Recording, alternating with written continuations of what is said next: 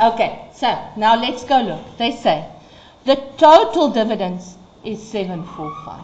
What is total dividends? Oh, there goes all my papers. What is total dividends?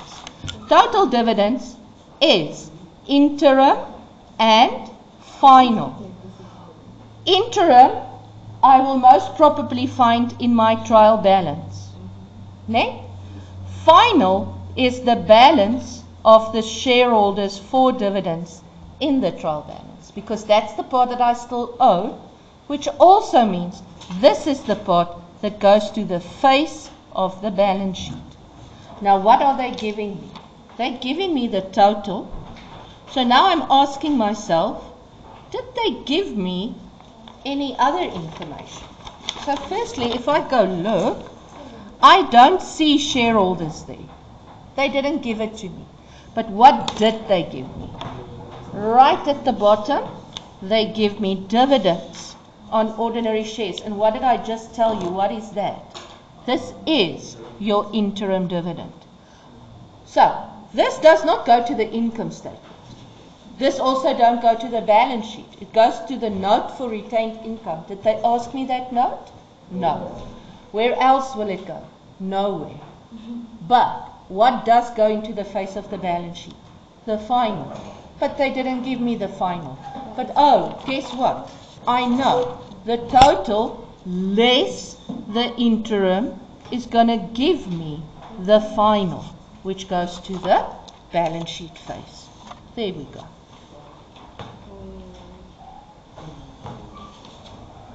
You guys got that? Okay. While we are still busy, let's go on. The amount of, there's still an amount receivable from SARS. Can you see they give you a clue?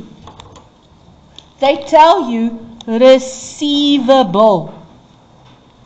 If it's receivable, it means it's a receivable. Can you see the words are the same? So, how will I get that amount?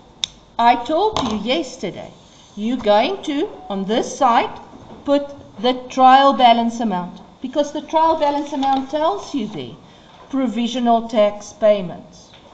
No?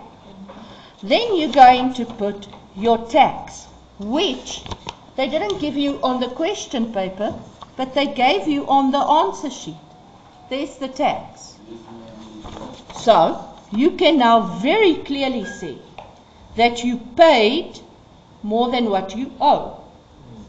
So the difference is what?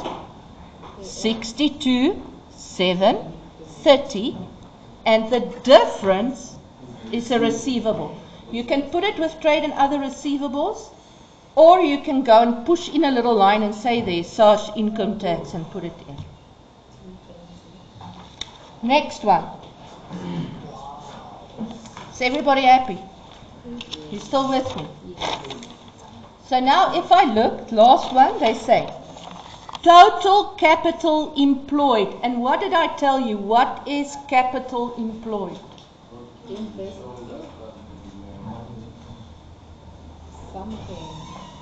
Capital employed is owner's equity and liabilities. You remember what is ROTCE? ROTCE is net profit before tax and interest over half. She plus loan plus she plus loan. What does ROTCE stand for? Return on the capital employed. You see? So capital employed is owner's equity and liability.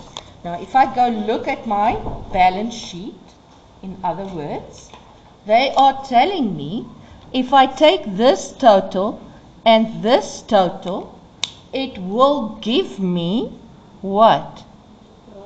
It will give me that amount of 16,176.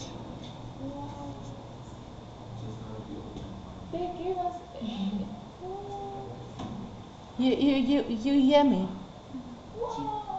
Okay, so if you took that 1617, can you see there it is?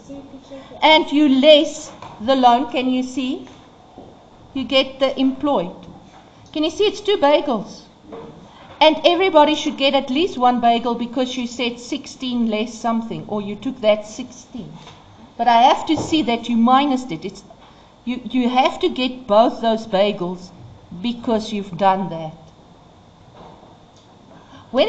Okay, so now they did give me retained, so this less retained gives me that. Can you see it was not really that complicated? You need to know your formats and your principles. So if they say the word capital employed, in your mind immediately must come. Oh, capital employed is she plus loan.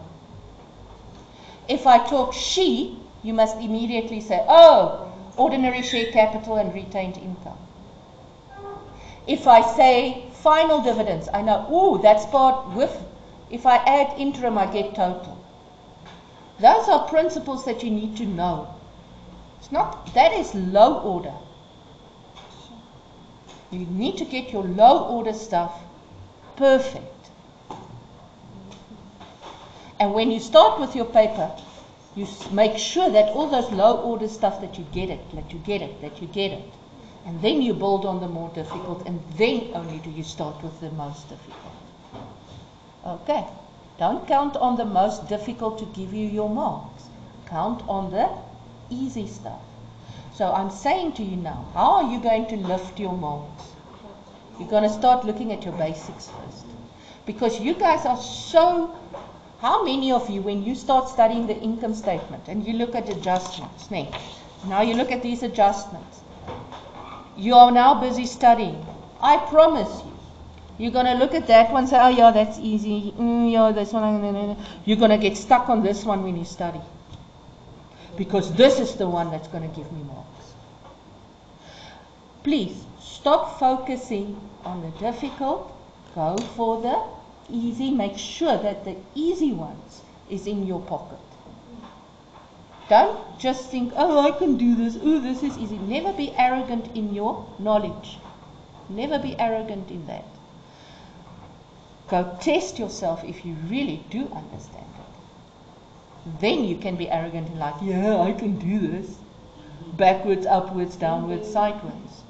Then only. Not before then. Okay. Now, this was